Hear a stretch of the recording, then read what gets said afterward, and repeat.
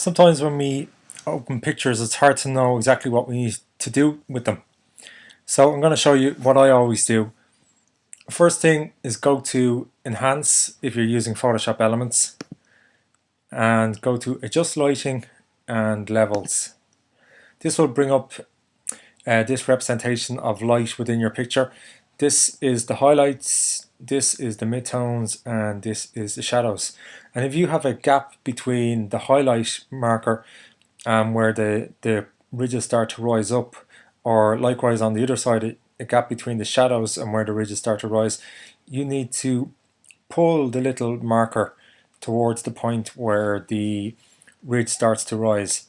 And by doing that, you're going to make sure that your highlights won't start to blow.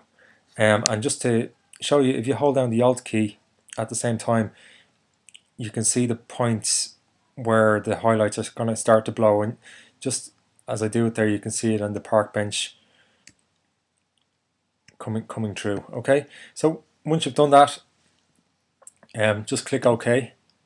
And the next thing I would always do, like that picture itself will be probably good enough to print, but what I would always do is give it a bit more punch in with colors. And the way to do that again is go to Adjust Color and go to Adjust Hue and Saturation. And this brings up this window with some sliders. And here we have Master, and if you click on Master, you've dropped down menu of different colors.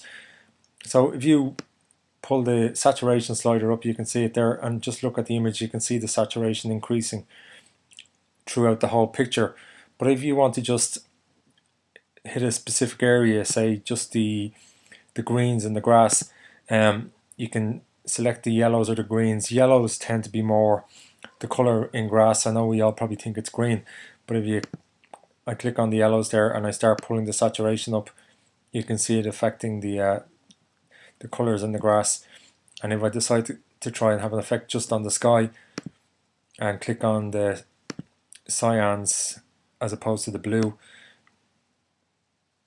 you can see a difference there, and also click on the blues as well and click OK. So there's the image, the original image in the background, which I have loaded in Photoshop, and there's what I've just done in a couple of easy steps. So if you're using Photoshop, it's the exact same way, it's just the menus are slightly different. So to get to your levels, you go to Image Adjustment and Levels, and there it is there. You do the exact same thing, click OK, and Image Adjustments again, and Hue Saturation. And it's the exact same window.